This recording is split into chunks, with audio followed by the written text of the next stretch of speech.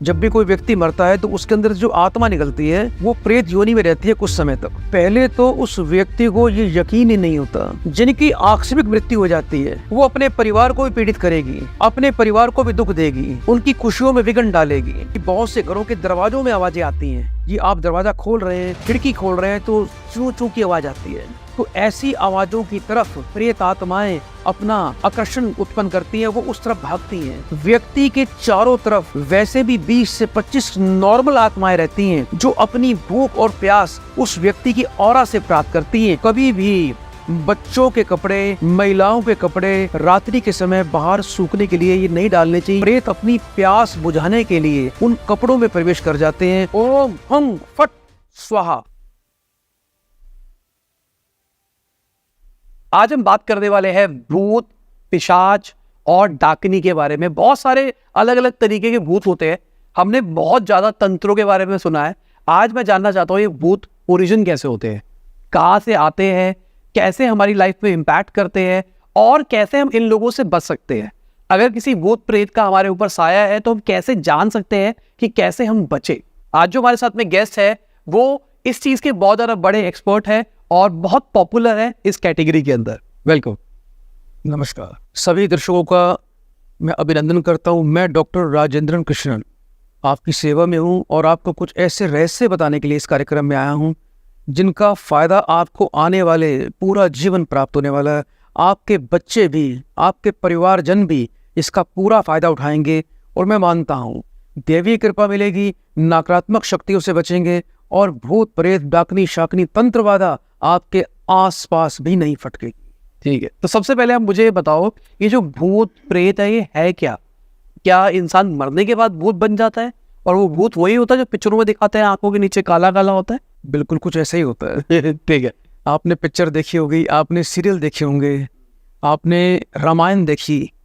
जब पहले रामायण आई थी, जब इंद्रजीत का वध हुआ था, लक्ष्मण जी ने इंद्रजीत का वध किया था, तो इंद्रजीत अपने सभी बड़े युद्धों से पहले भूतों की साधना करते थे और भूतों की बलि दिया करते थे। अब भूत तो मर चुके हैं, मेरे को पहले ओरिजिन बताओ, भूत बनते कैसे? भूत कभी मरते नहीं है। अच्छा, भूत की कभी मृत्यु नहीं हो सकती। भूत तो एक आत्मा है। तो बलि कैसे दी भूत की? भूतों की बलि भी दी जाती है, वो एक तंत्र साधना है। वो बड़ी बहुत ही एक डीपली तंत्र साधना है। वो आजकल के व्यक्ति या आजकल के युग में ऐसा कोई मनुष्य नहीं है जो उस स्थान तक या उस विधि तक पहुंच सके या उसे प्राप्त कर सके। भूत की बलि देने से पहले आपको बहुत बड़ी बड़ी सिद्धियां करनी पड़ती है। इतना आसान नहीं है भूत की बलि देना। वो इंद्रजीत थे, उन्होंने इंद्र को जीता था, वो सारी विद्याओं के ज्ञाता थे। तो भूतों की बलि देके उन पर एक देवी की विशेष कृपा होती थी। वो भूतों की बलि निकुंबला देवी को दिया करते थे। मां निकुंबला का पूजन किया करते थे और उससे उन्हें एक दिव्य शक्तियां प्राप्त होती थी। वो भूतों की बलि से माँ देवी जब प्रसन्न होती थी तो वो उन्हें वरदान देती थी, उन्हें अजय का वरदान दिया करती थी। और उसके बाद जब वो युद्ध पर जाया करते थे तो निश्चित रूप से ही वो विजयी होते थे, उनका शत्रु परास्त होता था। लेकिन जब लक्ष्मण के साथ उनका युद्ध हुआ तो विभीषण ने पहले से ही लक्ष्मण को ये गुप्त जानकारी दे दी कि हे लक्ष्मण, यदि आप इस युद्ध को जीतना चाहते हो तो इंद्रजीत अब फलाने उस वट वृक्ष के नीचे जाके भूतों की बलि देने वाले, यदि आप उनको नहीं रोकोगे तो आप विजयी नहीं हो पाओगे। इसलिए उसको इस कर्म से रोक लीजिए। यदि उन्होंने भूतों की बलि नहीं दी तो अवश्य ही आप विजयी हो जाओगे। भूत एक वाइब्रेशन है। नेगेटिव और पॉजिटिव वाइब्रेशन के बारे में आप जानते ही हैं। यदि आपके चारों तरफ एक सकारात्मक ऊर्जा चल रही है तो आप प्रसन्न रहेंगे, आपको अच्छी सोच आएगी, आप जीवन में अच्छे विचार या दूसरों को भी प्रसन्न करने की ताकत रखेंगे। यदि आपके आसपास कोई नेगेटिव वाइब्रेशन है तो नेगेटिव वाइब्रेशन का मतलब ही प्रेत आत्मा, भूत आत्मा या कोई बुरी शक्ति आपके आसपास मौजूद है जो आपको अपने प्रभाव में ले रही है। भूत एक ऐसी चीज है, एक ऐसी वाइब्रेशन है जो किसी भी व्यक्ति को अपने कंट्रोल में कर सकती है। यदि व्यक्ति का आत्मबल गिरा हुआ है या किसी पाप और क्रूर ग्रहों के प्रभाव में वो दबा हुआ है, भ्रमित है, तनावग्रस्त है या हिम्मत हारा हुआ है या अपनी शक्ति को खोए हुआ है, तो ऐसे व्यक्ति को भूत अपने ग्रस्त में ले लेते हैं, उनको पकड़ लेते हैं। धीरे धीरे धीरे उस व्यक्ति की बुद्धि पर, उसके दिमाग पर, उसके शरीर पर अपना कंट्रोल कर लेते हैं, जिससे व्यक्ति प्रभावित होता है। ठीक है, अब कोई बंदा मरा फिर वो भूत बन गया, ये समझ में आ गया। अब ये प्रेत कहाँ से आया, प्रेत क्या है? साहिल जी, एक आपको मैं जानकारी देना चाहता हूँ कि मरना तो सबको ही है, आपको भी मरना है और मुझे भी मरना, ही तो सत्य है। और ये भी सत्य है कि जब भी किसी व्यक्ति की मृत्यु होती है तो पहले कुछ दिन उसको प्रेत अवस्था में रहना ही पड़ता है। प्रेत मतलब आत्मा भटक रही है। आत्मा, और उसका आकार कितना होता है, एक अंगुश बराबर, यानी एक अंगूठे के बराबर, इतना प्रेत का आकार रहता है। और जब किसी व्यक्ति की मृत्यु होती है तो वो कुछ दिन तक अपने घर के अंदर ही भ्रमण करता है। कि जैसे किसी व्यक्ति की मृत्यु हो गई, पहले तो उस व्यक्ति को ये यकीन ही नहीं होता कि मैं मर गया हूँ, बॉडी सामने पड़ी है। वो व्यक्ति हाथ पैर मारता है, अपने परिजनों के सामने विराजमान है, और उसे ये यकीन ही नहीं होता कि उसकी मृत्यु हो गई है। उसको 2-3 घंटे तो उसको समझने में लग जाते हैं कि अब ये शरीर मेरा नहीं रहा, मैं शरीर से बाहर आ चुका हूँ और अब मेरी मृत्यु हो चुकी है। एक्चुअल में हमारे शरीर के अंदर जो एक आत्मा होती है, उसकी भी 2 आंखें होती हैं, उसके भी कान होते हैं, उसकी भी सोचने समझने की शक्ति होती है, उसको भी भूख लगती है और उसको भी प्यास लगती है, उसकी भी इच्छाएं होती हैं। तो जब किसी व्यक्ति की मृत्यु होती है, उस व्यक्ति की मृत्यु के बाद, विशेषकर किसी व्यक्ति की यंग एज में मृत्यु हो जाए, किसी व्यक्ति की अचानक मृत्यु हो जाए,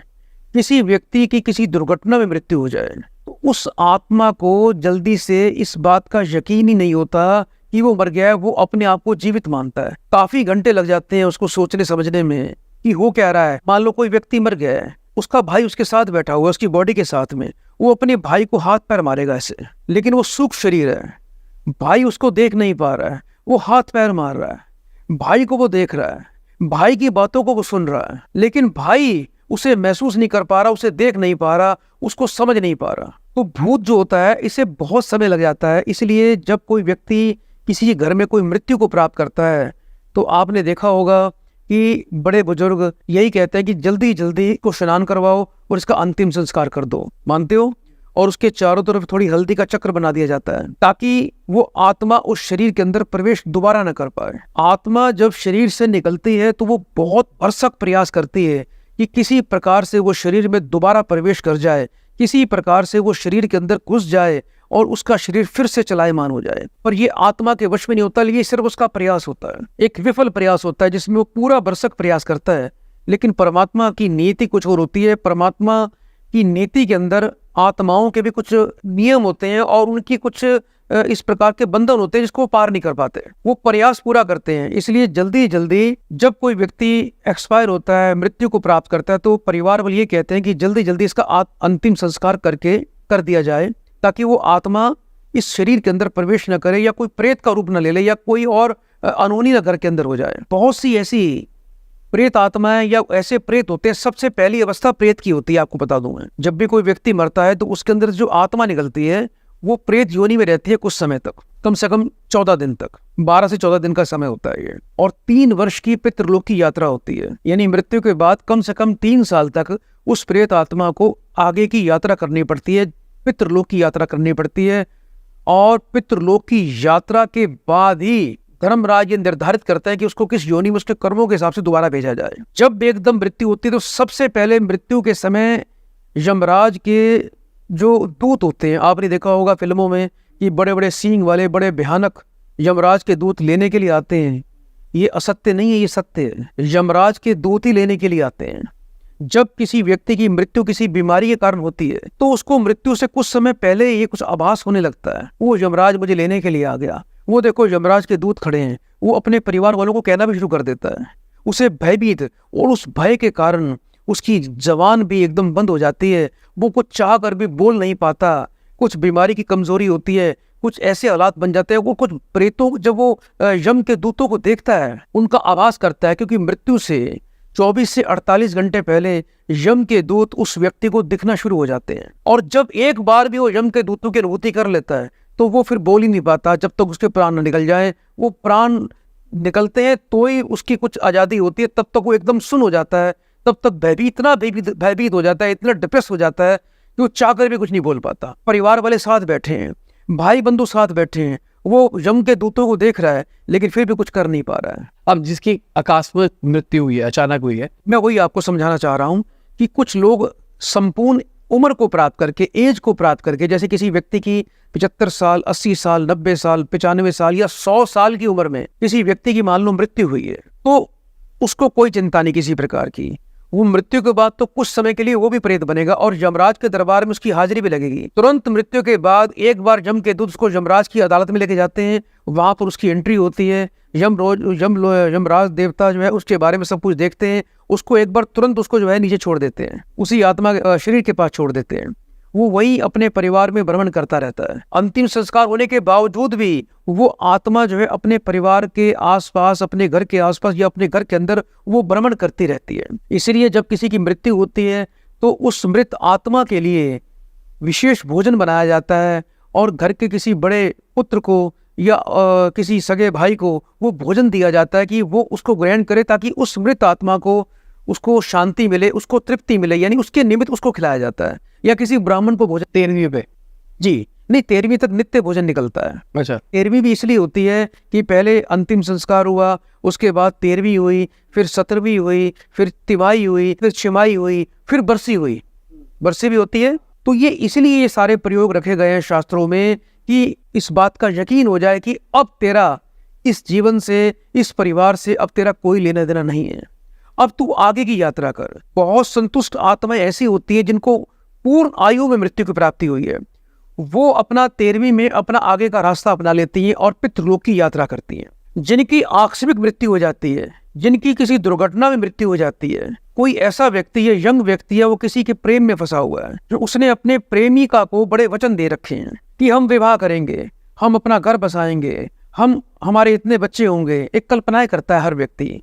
पति पत्नी आपस में, प्रेमी प्रेमिका आपस में कसमें सौगंधे खाते हैं, जन्म जन्म के सौगंधे खाते हैं, और उस वक्त प्यार प्रेम अपनी पूर्ण ऊंचाई पर रहता है। और उस वक्त किसी यदि व्यक्ति की मृत्यु हो जाए तो उसका प्रेत बनना 100% कन्फर्म है। किसी व्यक्ति का विवाह होने वाला है और विवाह से ठीक पहले, विवाह से कुछ दिन पहले, या विवाह से 1-2 दिन पहले, या विवाह के दिन अगर उसकी मृत्यु हो जाए तो 100% वो प्रेत ही बनेगा और लंबे टाइम तक बना रहेगा। लंबे टाइम तक। एक बात का ध्यान रखना, जब किसी व्यक्ति के मन में कल्पनाएं बहुत होती हैं, इच्छाएं बहुत होती हैं, उसकी इच्छाएं पूरी नहीं होती हैं, वो मन में बहुत सपने सजोए बैठा हुआ है, अपने फ्यूचर को लेकर, अपनी पत्नी को लेकर, वो अपने मन में ख्वाब देख रहा है कि मेरी पत्नी आएगी, मैं घर बसाऊंगा, मैं हनीमून मनाऊंगा, मैं फलानी जगह जाऊंगा, मैं घूमूंगा फिरूंगा, लाइफ का एंजॉय करूंगा। और यदि उस समय किसी व्यक्ति की मृत्यु हो जाए तो 100% उसको प्रेत बनना ही पड़ेगा। वो लंबे समय तक, वर्षों तक, 1 साल, 2 साल, 10 साल, 20 साल, अनंत काल तक भी वो अपनी जिद के कारण वो इस बात को यकीन ही नहीं करता कि वो मर चुका है, उसकी मृत्यु हो चुकी है, और वो उसी जुनून में वो प्रेत अवस्था में ही रहता है, वो पितृलोक की यात्रा भी नहीं करता। अकस्मात मृत्यु ये सबसे दुखदाई है। और जितने भी बच्चे अनमैरिड एक्सपायर हो जाते हैं उनको प्रेत की संभावना सबसे ज्यादा रहती है। इसलिए हर घर में जितने भी पितृ होते हैं, पितरों में एक कंवारा पितर आपको जरूर मिलेगा। किसी भी पीढ़ी में कोई ऐसा बच्चा एक्सपायर हुआ जिसका विवाह नहीं हुआ तो वो पितृलोक में ही रहे, पितृलोक की तरफ नहीं यात्रा करता, वो प्रेत बन के उस घर में घूमता है और वो एक नेगेटिव रोल प्ले करता है जिसको हम पितृदोष कहते हैं। यदि वो आत्मा अच्छे लोकों में चली जाए, वो अपने परिवार को ब्लेसिंग देती है, उसको देवता कहा गया है। यदि कोई सूक्ष्म आत्मा मृत्यु के बाद अतृप्त है, वो अपने परिवार को भी पीड़ित करेगी, अपने परिवार को भी दुख देगी, उनकी खुशियों में विघ्न डालेगी, उनके हर काम में अड़चन डालेगी। जैसा कि आपने बहुत से लोग देखे होंगे, परिवार देखे होंगे, बच्चे सुंदर हैं, बच्चे पढ़े लिखे हैं, बच्चे योग्य हैं, उनके विवाह नहीं होते हैं, संस्कारी बच्चे हैं, अच्छे धनवान परिवार के बच्चे हैं, लेकिन उनको जो है उनका विवाह नहीं हो रहा, रिश्ते आते हैं, टूट जाते हैं बार बार। बहुत से ऐसे बच्चे हैं, विवाह, पति पत्नी का विवाह हो गया लेकिन उनको संतान नहीं होती, जिनके घर में पुत्र का योग नहीं बनता। इसमें भी एक पितृदोष का बड़ा ही महत्वपूर्ण रोल होता है। 95% जो आत्माएं होती हैं जिनकी अचानक अकाल मृत्यु हो जाती है, वो प्रेत बनके, पिशाच बनके अपने परिवार को और संसार को प्रभावित करते हैं। कोई सद्गुणी व्यक्ति यदि मृत्यु को प्राप्त करता है तो मृत्यु के बाद भी किसी को परेशान नहीं करेगा। कोई व्यक्ति ध्यानी आदमी है, कोई पूजा पाठ करने वाला व्यक्ति है, कोई देवताओं को मानने वाला व्यक्ति है, कोई धर्म कर्म करने वाला व्यक्ति है। क्योंकि एक बात का ध्यान रखना साहिल जी, जब किसी व्यक्ति की मृत्यु होती है, मृत्यु से पहले जो उसका स्वभाव रहता है उस व्यक्ति का, तो मृत्यु के बाद भी उसका लगभग वही स्वभाव रहता है। यानी एक नेक आत्मा, नेक व्यक्ति की जो मृत्यु के बाद आत्मा जो उससे बाहर निकलती है, तो उसका भी जो विचार होते हैं वो नेक ही रहते हैं। यदि कोई दुष्ट आत्मा व्यक्ति जब मृत्यु को प्राप्त करता है तो वो तो प्रेत भी बनता है, वो पिशाच भी बनता है, वो ब्रह्म राक्षस भी बनता है। और जितना ये प्रेत पुराने होते चले जाते हैं, इनकी भी ताकत बढ़ती चली जाती है, और इतनी ताकत बढ़ जाती है तो फिर ये किसी को मार भी सकते हैं। यदि किसी की सवारी कर ले, उसकी अकाल मृत्यु भी हो सकती है, और उसको उसके शरीर में भी ये प्रवेश कर जाते हैं और अपनी इच्छाएं पूरी करते हैं। अब ब्रह्म राक्षस आपने एक और वर्ड यूज किया, ये कौन? ब्रह्म राक्षस जो होता है, जो अत्यंत शक्तिशाली प्रेत होता है, बहुत पुराना प्रेत होता है, जो कई पीढ़ियों से चला आ रहा है, जिसको 100 साल, 200 साल, 300 साल या 500 साल तक उसने आगे सोच लिया है कि मुझे आगे किसी और पितृलोक की यात्रा नहीं करनी, तो वो ब्रह्म राक्षस बन जाता है। वो अपने परिवार के लिए बड़ा घातक होता है, और ऐसे ब्रह्म राक्षस की शांति करना भी बहुत ही दुर्भर हो जाता है। ये उस परिवार के लिए, उस कुल के लिए बड़ा ही घातक होता है। अब एक और 2-3 चीजें और मैंने सुनी है। ये सुनी है मैंने, डाकनी। अब ये कौन है? डाकनी जो है, ये चौराहे की शक्ति है। डाकनी, शाकनी, ये चौराहे से चलती है, और इसमें से कुछ शक्तियां ऐसी भी होती हैं पिशाचनी, जो शमशान से चलती हैं। मतलब ये इंसान का ओरिजिन नहीं है, अलग से अलग है। है इंसान का ही, लेकिन ये श्रेष्ठम कुछ इन्होंने सिद्धियां की हुई हैं। जिन लोगों ने सिद्धियां की थी, तांत्रिक सिद्धियां कर रखी हैं, जिन महिलाओं ने, जब उनकी मृत्यु होती है तो डाकनी शाकनी के उनके कुल में, उनके परिवार में चली जाती हैं। वो शक्तियां उनको खींच के अपने साथ ले जाती हैं। यानी आप आज कोई बहुत बड़ा तांत्रिक है, वो किसी शक्ति का प्रयोग करके संसार के अंदर अपना प्रचार कर रहा है, या लोगों में वाहवा लूट रहा है, या बहुत राजयोग को प्राप्त कर रहा है, बहुत धन कमा रहा है, तो जब उसकी मृत्यु होगी, वो पिशाच ही उसको लेके जाएगा जिसका उसने प्रयोग किया है। जैसे किसी व्यक्ति ने कर्ण पिशाचनी की सिद्धि की है, वो संसार में सबको कर्ण पिशाचनी के माध्यम से प्रसिद्धि पा रहा है, लेकिन जब उसकी मृत्यु होगी तो उसको कर्ण पिशाचनी ही घसीट कर लेके जाएगी अपने साथ, तो उसको वहीं पर रहना पड़ेगा, उसको कभी मानव देह नहीं मिलेगी। साहिल जी, एक आपको मैं और बात बता दूं, ऐसी महिलाओं, क्योंकि आपने देखा होगा कि बच्चों पर, महिलाओं पर, युवा स्त्रियों पर भूत प्रेत का साया सबसे ज्यादा होता है। पुरुषों पर भूत प्रेत का साया बहुत कम रहता है। पुरुष पर ये चीजें बहुत कम प्रभाव करती है, क्योंकि पुरुष की ऑरा स्त्री से काफी मजबूत रहती है। पुरुष ग्रह जो होते हैं वो ज्यादा स्ट्रांग रहते हैं, स्त्रायन ग्रह जो काफी वीक होते हैं। जितने भी ये प्रेत होते हैं, जितने भी पिशाच होते हैं, जिनके विवाह नहीं हुए, जो अकाल मृत्यु को प्राप्त कर गए, वो स्त्रियों की तरफ ज्यादा आकर्षित होते हैं। इसलिए घर परिवार की घरेलू जितनी भी स्त्रियां हैं, उनको रात के समय अपने उतरे हुए कपड़े धोकर बाहर रात्रि काल में सूखने के लिए नहीं डालना चाहिए। बच्चों के कपड़े हैं, बच्चे रोज कपड़े बदलते हैं, उनके कपड़े धोते हैं। बहुत से लोग बच्चों के कपड़े बाहर रात को सूखने के लिए डाल देते हैं। तो कभी भी बच्चों के कपड़े, महिलाओं के कपड़े रात्रि के समय बाहर सूखने के लिए ये नहीं डालने चाहिए, या अपने उतरे हुए कपड़े रात को घर से बाहर नहीं रखने चाहिए। किसी ओपन जगह में, जैसे बालकनी में लोग रख देते हैं, कहीं पेड़ है घर के आसपास, वहां रख देते हैं। तो उन चीजों में, उन कपड़ों के अंदर भी उनकी स्मेल ऐसी होती है, उनमें कुछ इत्र ऐसे लगे होते हैं, कुछ मानव की बॉडी की कुछ ऐसी स्मेल होती है। वो प्रेत अपनी प्यास बुझाने के लिए उन कपड़ों में प्रवेश कर जाते हैं, और उन कपड़ों के माध्यम से उस सुगंध को धीरे धीरे उनको ढूंढते हुए उस स्त्री को पकड़ लेते हैं, और उस बच्चे को पकड़ लेते हैं, और उसके जीवन को प्रभावित करते हैं, जिससे स्त्रियां बीमार पड़ जाती हैं, अपनी होश सुध बुध खो बैठती हैं। रात के समय स्त्रियों को मेकअप नहीं करना चाहिए, ज्यादा सुगंधित इत्रों का इस्तेमाल नहीं करना चाहिए। स्त्रियों को कभी भी सूर्यास्त के बाद अपने बाल खोल के नहीं रखने चाहिए, क्योंकि बाल खुली स्त्रियों पर, बच्चों पर प्रेत आत्माओं का इफेक्ट, पिशाचों का प्रभाव बहुत जल्दी पड़ता है। बालों के द्वारा ये अपना रास्ता बनाते हैं। किसी भी स्त्री के यदि बाल खुले हुए हैं, उसने सुगंधित इत्र लगा रखा है, तो भूत प्रेत पिशाच उसकी तरफ बहुत जल्दी आकर्षित होंगे। सबसे पहले वो बालों में जाके छुप जाएंगे, उसके बाद धीरे धीरे उसकी नाक से, श्वास नली से या कानों से उसके शरीर में प्रवेश करने का प्रयास करेंगे, और धीरे धीरे ये शरीर में प्रवेश कर भी जाते हैं और उसको अपने नियंत्रण में ले लेते हैं, और स्त्रियों के साथ रह के ये अपनी इच्छाओं की पूरी करते हैं। और बहुत सी स्त्रियां तो ऐसी भी मेरे समक्ष, ऐसी पता नहीं सैकड़ों औरतें आई हैं, सैकड़ों विवाहित स्त्री आई हैं,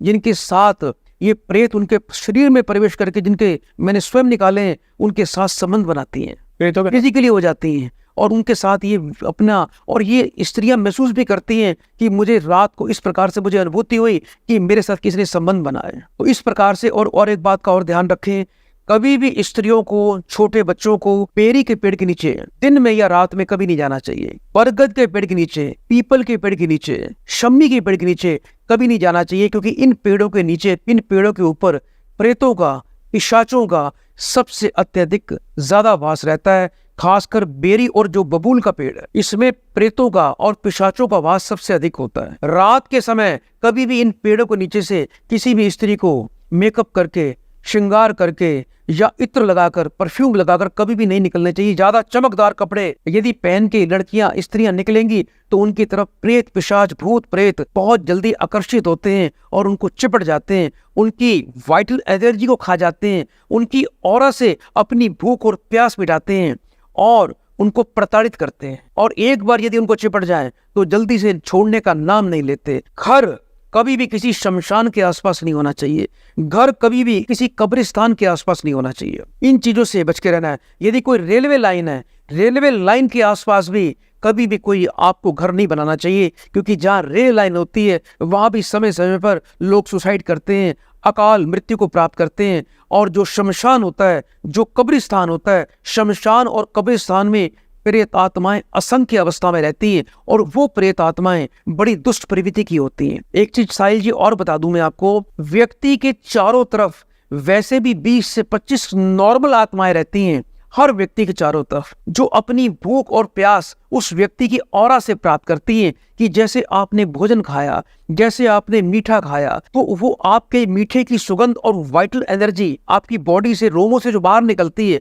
उससे वो अपनी भूख और प्यास मिटाती हैं। तो अभी इसको बचा कैसे सकते हैं अगर हम चाहते हैं एनर्जी ड्रेन ना हो तो? इसको बचने के भी आपको मैं उपाय बताऊंगा, लेकिन मैं आपको सबसे पहले ये बता रहा हूँ कि किस प्रकार से हमको इन चीजों से, ऐसे कौन से परहेज करने चाहिए जिससे किसी पर भी भूत प्रेत पिशाच का प्रभाव कभी ना पड़े। अगर मैं शमशान की बात करके चलूं तो कितनी पास घर नहीं होना चाहिए, मतलब कितने मीटर के अंदर? कम से कम 8 से 10 मकान दूर होना चाहिए घर, क्योंकि उसकी वाइब्रेशन के अंदर 8 से यानी 50 मीटर के अंदर अंदर 50-100 मीटर के चारों तरफ यदि कहीं भी कोई स्त्री, सुंदर स्त्री रहती है, वो ज्यादा फैशन करती है, ज्यादा सुगंधित इत्र लगाती है, ज्यादा वो रात को मीठा खाती है, रात को मीठा भी नहीं खाना चाहिए। अगर गलती से मीठा खा लिया, आपने मिठाई खा ली, तो मुंह कुल्ला करके, ब्रश करके ही आपको रात को सोना चाहिए।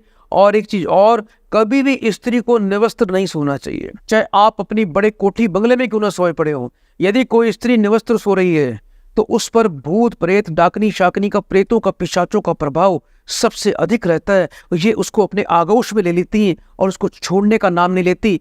बहुत से लोग ऐसे हैं, टूरिस्ट प्लेस पे लोग जाते हैं, आपने देखा होगा कभी कि टूरिस्ट प्लेस पे जंगल में जाते हैं लोग, पहाड़ों में जाते हैं, पहाड़ों पे जंगल की सफारी कर रहे हैं, वहां पर स्त्रियां कभी अपने खुले बालों को लेकर ना जाएं, ज्यादा इत्र लगा के न जाएं, क्योंकि पेड़ों के आसपास कभी भी, इस बात का ध्यान रखना, आपको इन चीजों का परहेज करना है, विशेषकर युवा स्त्रियों को, या जो औरतें ज्यादा नर्वस रहती हैं, या जो औरतें ज्यादा सीधी होती हैं, या जो औरतें बच्चे गऊ के समान है, उन पर प्रेतों का प्रभाव ज्यादा रहता है। जंगल में जाएं, कोई जंगल की सफारी करें, जंगल के अंदर कभी भी आपने इत्र नहीं लगाना, ज्यादा मेकअप नहीं करना, बाल खोलकर बिल्कुल नहीं निकलने, नहीं तो प्रेतों के पकड़ने की, पिशाचों के पकड़ने की संभावना 90% रहेगी।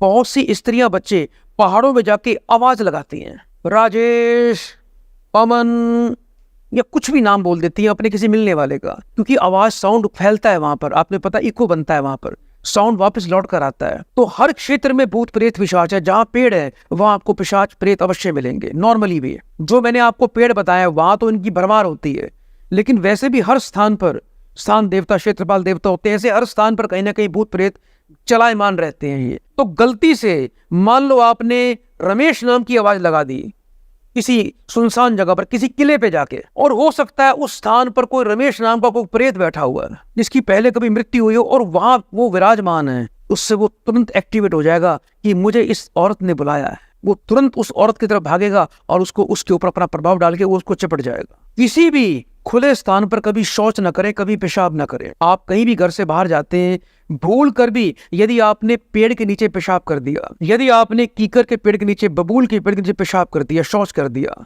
यदि आपने किसी भी अन्य बरगद के पेड़ के नीचे पेशाब कर दिया, शम्मी के पेड़ के नीचे कर दिया, तो ऐसी कोई औरत नहीं है जो पिशाच से बच सके। निश्चित रूप से यदि ऐसी गलती कर दी तो पिशाच चिपटेगा ही चिपटेगा, उसके जीवन को, उसके स्वास्थ्य को, उसके शरीर को प्रभावित कर देगा और उसके शरीर को सुखाकर कांटा बना देगा। दवाई भी असर नहीं करेगी। फिर आप चाहे कितने भी मेडिकल के पास जाना, कितने भी बड़े बड़े डॉक्टर के पास जाना, कितने भी बड़े हकीम के पास जाना, कोई दवाई असर करने वाली नहीं है। यदि आप डॉक्टर आपके सारे एक्सरे करवाएगा, आपका सारे जांच करवाएगा, सारा आपका स्कैन करवाएगा, उसको बीमारी नजर नहीं आएगी। क्योंकि जो प्रेत जब चिपटते हैं, जब प्रेत के द्वारा व्यक्ति बीमार पड़ता है तो उसका कोई इलाज भी नहीं होता। उसका इलाज तो फिर कोई साधक ही कर सकता है। भगवान शिव का या देवी का कोई सिद्ध पुजारी उस प्रेत से उसको बचा सकता है। इन चीजों का ध्यान रखना है। अगर मैं पितृदोष की बात करिए, चलूं, आपने पितृदोष की बात करी थी, तो पितृदोष तो कुंडली में होता है, तो वो तो कुंडली से डिटेक्ट हो जाता है। क्या ऐसे भूत प्रेत भी कुंडली से मतलब 100% हो जाते हैं? ये भी योग होते हैं।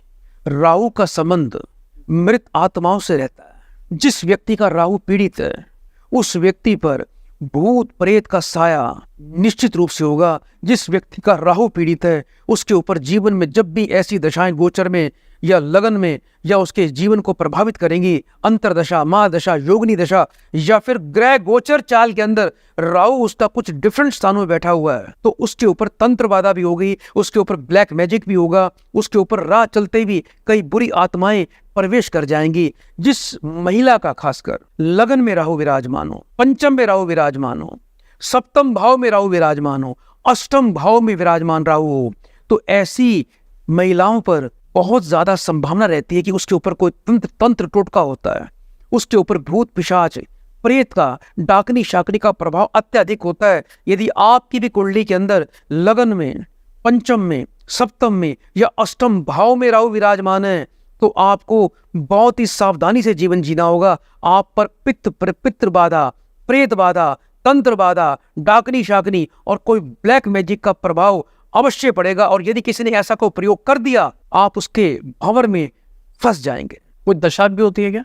राहु की दशा, किसी व्यक्ति के ऊपर राहु की दशा आती है। राहु का संबंध मृत आत्माओं से रहता है।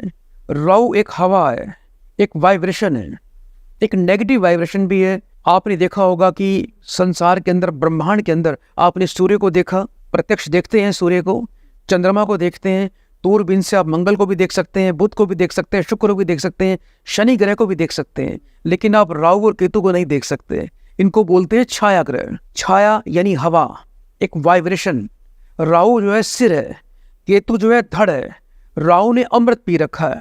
यदि किसी का राहु बहुत अच्छा है तो उससे बुद्धिमान व्यक्ति संसार में कोई नहीं हो सकता। संसार का सबसे बड़ा साइंटिस्ट श्रेष्ठम राहु की देन है। सारा संसार का सबसे बड़ा वैज्ञानिक, संसार का सबसे बड़ा तपस्वी, संसार का सबसे बड़ा आध्यात्मिक, संसार का सबसे बड़ा राजनेता और संसार का सबसे बड़ा प्रवचनकर्ता, ज्योतिष ज्ञाता, ये श्रेष्ठम राहु की देन होते हैं। और राहु जब यदि कुंडली में खराब हो जाए तो उस व्यक्ति की बुद्धि भ्रमित रहेगी, उसका आत्मबल कमजोर रहेगा, उसके अंदर सोचने समझने की शक्ति बहुत ही वीक हो जाएगी, वो गलत फैसले करेगा, वो किसी के बहकावे में आ जाएगा, वो बेवजह का वहम करेगा, हर बात को वहम, बार बार हाथ धोना, बार बार अपने बारे में सोचना, कहीं मैं बीमार ना पड़ जाऊं, मेरे पीछे कोई चीज तो नहीं है, मेरे पीछे कोई हवा तो नहीं है, इस प्रकार के वहम। और वो वहम फिर धीरे धीरे प्रत्यक्ष भी उसके सामने में घटित होना शुरू हो जाते हैं। राहु यदि किसी व्यक्ति का खराब है, किसी व्यक्ति का राहु चंद्रमा के प्रभाव में है, यदि किसी व्यक्ति के चंद्रमा के प्रभाव में राहु है, चंद्रमा और राहु की युति है,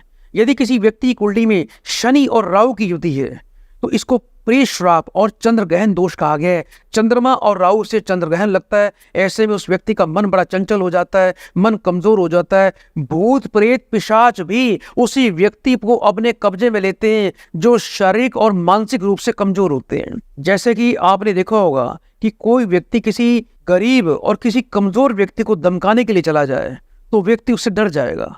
और कोई व्यक्ति, कोई बदमाश, कोई नेगेटिव व्यक्ति यदि किसी स्ट्रांग व्यक्ति के पास जाएगा, उसको धमकाने का प्रयास करेगा तो वो उसको थप्पड़ भी मारेगा, वो उसका प्रतिरोध भी करेगा, वो उसको उसका जवाब भी देगा, वो उसके काबू में नहीं आएगा। इसलिए भूत प्रेत जितने भी डाकनी शाकनी पिशाच होते हैं ये उन व्यक्तियों को कवर करते हैं, उन व्यक्तियों को पकड़ते हैं जो मानसिक रूप से कमजोर होते हैं, जिनकी ऑरा ब्लैक होती है।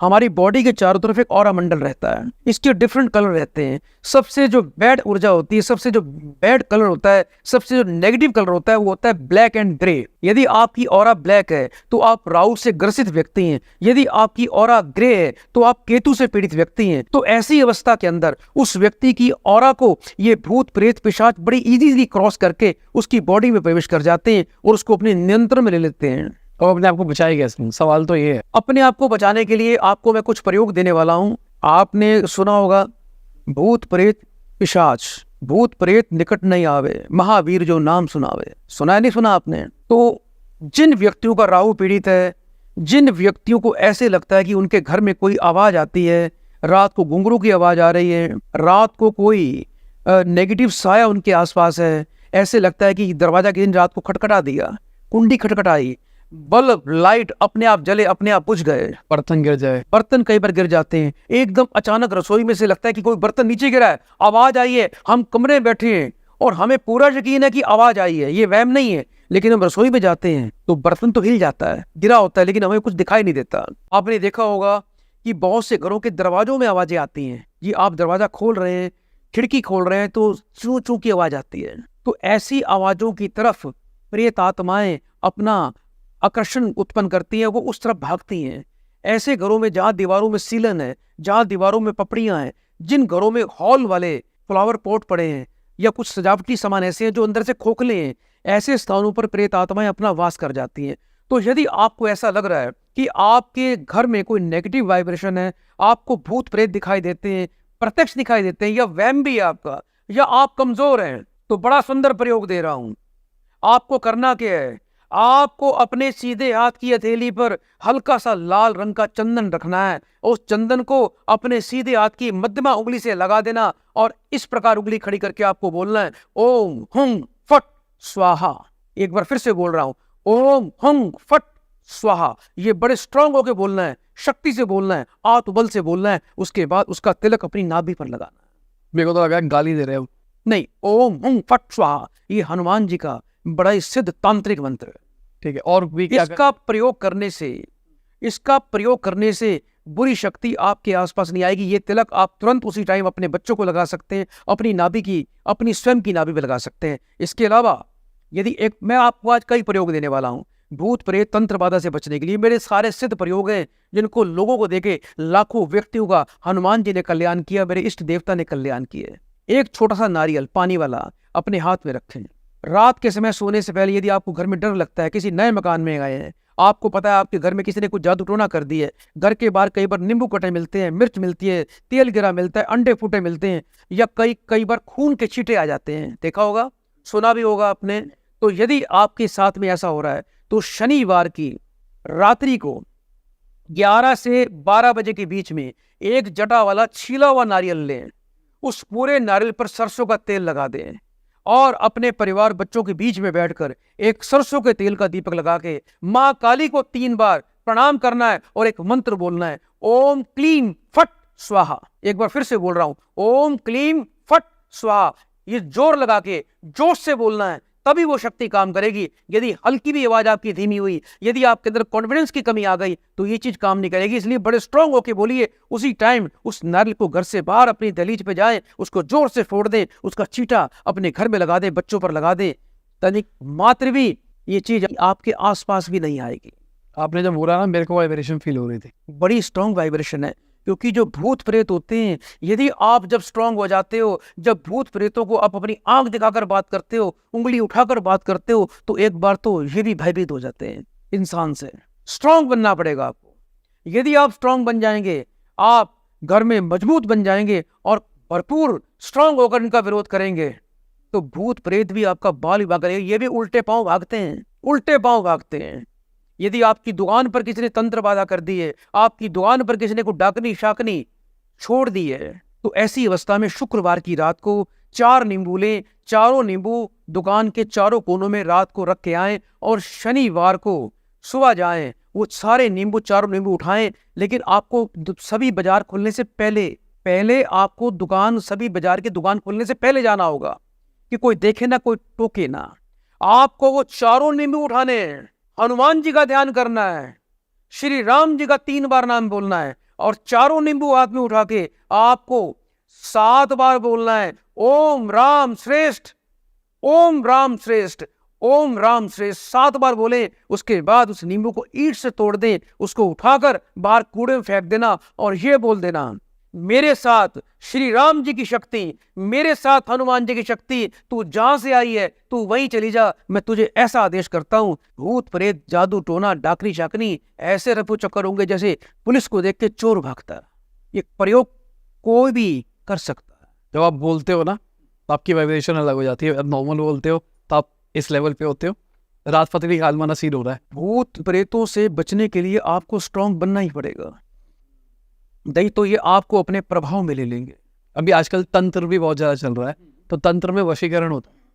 तो कोई वशीकरण भी होता है कि कोई अपनी बीवी को कंट्रोल कर सके या कोई अपने पति को कंट्रोल कर सके। पत्नी को, हाँ, मैं कुछ अपने प्रिय दर्शकों को ये भी बताना चाहता हूँ। पिछले कुछ दिनों पहले मैंने एक पॉडकास्ट किया और मैंने कुछ ऐसा प्रयोग दे दिया जिससे पत्नी पति के प्रभाव में हो जाए, उसके सामने झुक जाए, उसके वश में रहे। बहुत सी ऐसी बहनें, मैं उनसे क्षमा चाहता हूँ, मैंने किसी के ऊपर ये प्रयोग नहीं किया। मैं तो चाहता हूँ सबका घर बसे। मेरा ऐसा फर्ज नहीं है कि कोई बहन, कोई पत्नी झुक के रहे या नौकरानी बन के रहे। अब उल्टा कर दो ना। अब मैं उन बहनों से ये कहना चाहता हूँ, ऐसा मेरा कुछ नहीं है। मैं बहनों का और माताओं का और पत्नियों का बड़ा सम्मान करता हूँ। लेकिन आज मैं आपको बता दूं, मुझे ऐसी सैकड़ों बहनों ने, सैकड़ों माताओं ने कि ऐसे मुझे मैसेज डाले हैं कि उन्होंने ये बोला है कि आप पतियों के बारे में तो बहुत बोल रहे हैं, हम कहाँ जाएं, हमें भी कुछ ऐसा मंत्र दो कि हमें पति प्रताड़ित करते हैं, पति हमारे वश में रहे। आज पत्नियों को एक बहुत ही सुंदर प्रयोग देने वाला हूं जिससे पति गुलाम बन के रहेगा, पति उनके वश में रहेगा, पति कभी भी ऊंचा नहीं बोलेगा। थोड़ी सी मिश्री अपने हाथ में रख लेना, एक लौंग रख लेना, मुट्ठी बंद कर लेना। आपको 5 मिनट के लिए अपने पति का ध्यान करके आपको एक मंत्र बोलना है, आप दो योजी। मंत्र फिर बार बोल रहा हूं, आप दो योजी, आप दो योजी, आप दो योजी। इस मंत्र का पाठ करके वो मिश्री और इलायची, लौंग भी रख सकते हैं, इलायची भी रख सकते हैं, लेकिन मीठा अवश्य, उसको रख लीजिएगा। आप उसको अपने पति को चाय में, दूध में डाल के दें। आपका पति आपको समर्पित रहेगा, आपका पति आपको समर्पित रहेगा, पति की बात मानेगा। इससे एक वैवाहिक जीवन की सुंदर शुरुआत हो जाएगी। एक बहन ने मुझे प्रश्न किया है पीछे मेरे इंस्टाग्राम पे, पति दूसरों की बातों पर ध्यान न दे। ऐसे बहुत से ऐसे पति हैं जो परिवार वालों की बातें मानते हैं, दोस्तों की बातें मानेंगे, लेकिन पत्नी की बात नहीं मानेंगे। ऐसी बहनों को मैं एक बड़ा ही दिव्य मंत्र दे रहा हूं जिससे आपके पति आपकी बात को मानेंगे, आपकी बात में ही सत्यता मानेंगे, वो किसी पर ध्यान नहीं देंगे। चाहे कोई भी हो, चाहे कोई मित्र हो, उसके लिए मंत्र सुन लीजिए। 1 चम्मच गंगा जल लें हाथ में। शुक्रवार के दिन आपको एक प्रयोग करना है। जल हाथ में लेके नेत्र बंद कर लीजिए और आंखें बंद करके पति का ध्यान बोल करके इस मंत्र का पाठ करना है, ईक लू सुन, ईक लू सुन, ईक लू सुन। उसके बाद उस जल को ग्रहण कर जाइए। ये प्रयोग करिएगा। पति पत्नी को ही माई बाप माने, किसी की बात सुनेगा नहीं। कोई बाहर का व्यक्ति पत्नी को भड़काएगा, तेरी पत्नी तो ऐसी है, तेरी पत्नी तो वैसी है, तेरी पत्नी तो वहां खड़ी थी, तेरी पत्नी तो इतना खर्च कर रही है, वो उसी के मुंह पे चाटा मार देगा। ये प्रयोग करिए। तो अपने प्रिय दर्शकों को आज एक और प्रयोग दे रहा हूं, उन लड़कियों के लिए, उन कन्याओं के लिए जिनका ब्रेकअप ना हो, ऐसी महिलाओं के लिए जो तलाक नहीं देना चाहती। पति तलाक देना चाहता है लेकिन पत्नी तलाक देना नहीं चाहती, पत्नी तलाक नहीं देना चाहती, लड़की चाहती है कि उसका ब्रेकअप ना हो, तो उसके लिए बड़ा सुंदर प्रयोग दे रहा हूं जिससे बिल्कुल ब्रेकअप नहीं होगा, किसी प्रकार का डिवोर्स नहीं होगा और पति पत्नी के संबंध मधुर बन जाएंगे। शुक्रवार के दिन सुबह सुबह नहा धोकर नेत्र बंद करके अपने सीधे और उल्टे दोनों हाथों पर लाल थोड़ा सा चंदन लगाएं। लाल चंदन लगाकर हाथ ऐसे जोड़ लें और माँ जगदम्बे दुर्गा के आगे बैठ जाएं। नेत्र बंद करके आपको मंत्र का पाठ करना है, हुब्बुल हयाची, हुब्बुल हयाची, हुब्बुल हयाची। ऐसा करके आपको अपने दोनों हाथों को देखना है और 7 बार अपने पति का नाम बोलना है, अपनी इच्छा बोल देना। अवश्य ही एक अदृश्य शक्ति आपकी सहायता करेगी। एक और दे दो। पति पत्नी से कभी भी ऊंची आवाज में बात ना करे, प्रताड़ित न करे, क्योंकि मैंने ऐसे बहुत से महिलाओं के मेरे पास मैसेज आए हैं कि पति पत्नी को गाली गलौज करता है, उसको प्रताड़ित करता है, उससे ऊंची आवाज में बात करता है, पत्नी घबरा जाती है, डर जाती है। तो आज उन पत्नियों के लिए बड़ा दिव्य प्रयोग दे रहा हूं, सुनिए ध्यान से। पति की कंघी से, पति जब सुबह कंघी करते हैं, उसका एक बाल अपने हाथ में लेना है।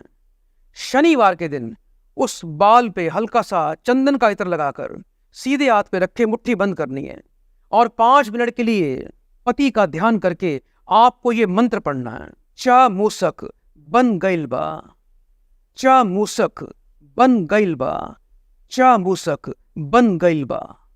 बहुत ही दिव्य प्रयोग है, पति का ध्यान करके करना। उसके बाद उस बाल को जाके अपनी रसोई के चूल्हे पे जाके उसको जला देना।